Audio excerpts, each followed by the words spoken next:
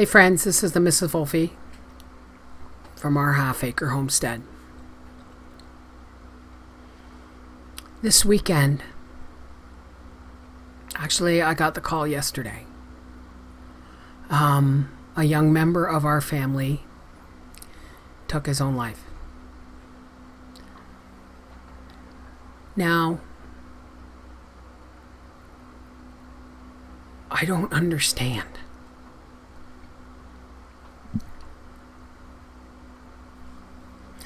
I didn't know him well because, as everybody knows, I have a huge family.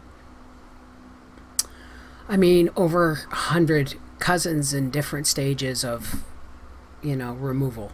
Or not removal, but, first cousin once removed and all that. But I didn't know his parents. And I know his grandparents. Because, you see, his parents, or at least his dad, used to be babysat by my mom. And I grew up on the same street as his grandparents. They were my family. So even though I didn't know this young man very well, the effect is, forget the pebble in the pond. It was like a meteor hit and emptied the pond. I mean, the shock waves are that horrific. He was 23. And from all understanding, because like I said, I didn't necessarily personally know him very well, but other family members did, and he was a bright, handsome light in everybody's life.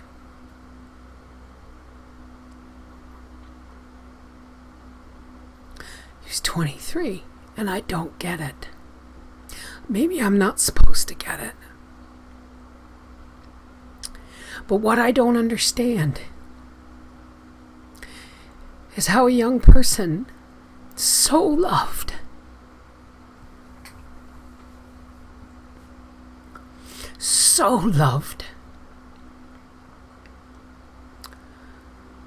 could get to a point in his life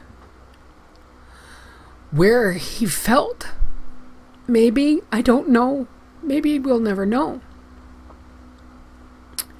that he had come up against a brick wall, maybe, that he couldn't get around and couldn't get through.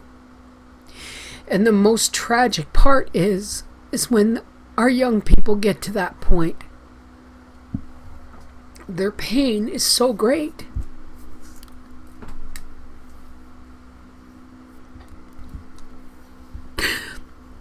that they don't know that there's no brick wall at all.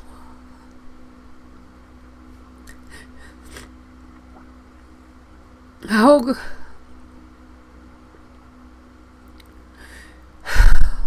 because when you're loved by that many people, by this many people, there's always a hand to grab. There's always a hand to reach for.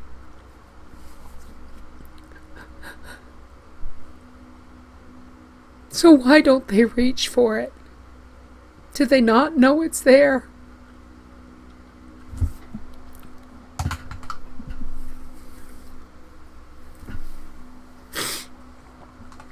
I really hope none of my family sees this, because it's really very raw right now.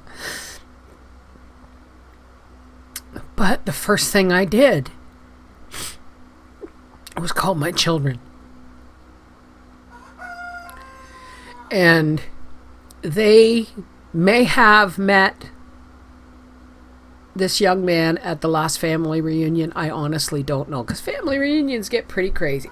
Lots of people and stuff. But I wanted my children to know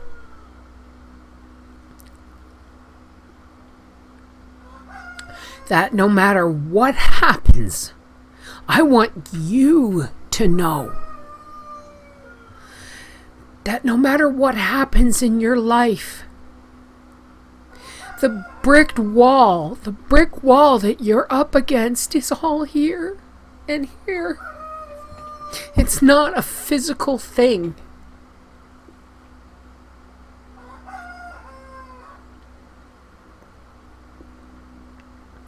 There's help.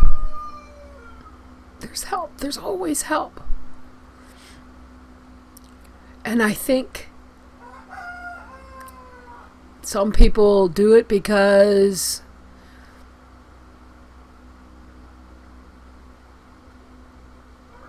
maybe they're afraid to ask for help. Or maybe they're in a place of pain that we just don't see because they are smiling so much.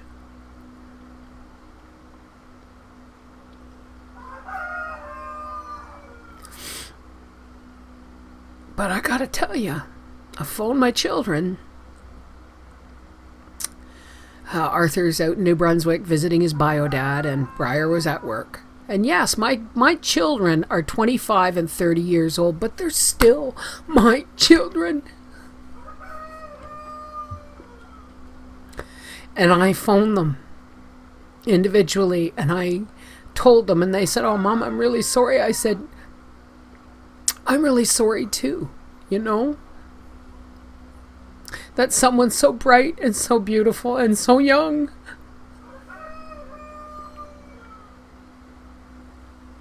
but I wanted my kids to know that no matter what they face, no matter what they feel they're up against, I will never turn them away. I will never stop loving them no matter what. They're still my children. And for God's sakes, boys, I wanted them to know that even if they can feel the brick wall and see the brick wall, Mom's behind you and we'll go through it together. Dad's behind you. We'll go through it together. Your brother is with you. We'll go through it together.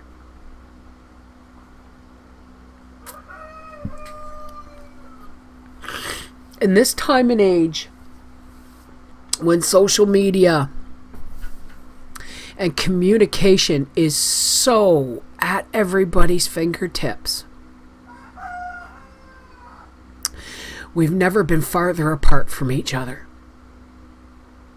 Never.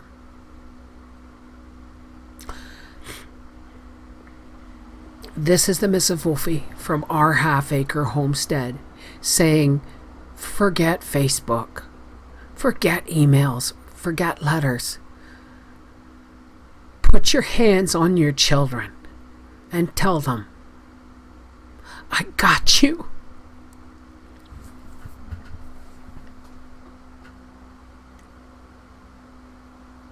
Because his parents were amazing people. And they did everything, I'm sure, in their hearts and souls and power to give their children stability and love and encouragement. I know this.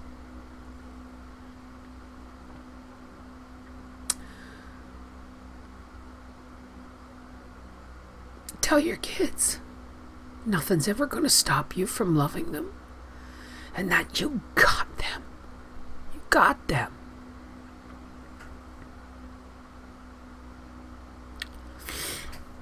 I'm really sorry, folks. Please do not send me condolences. Please do not. But please do pray for the family.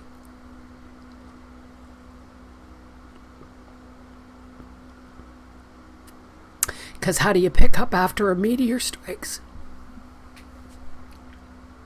Take care. God bless.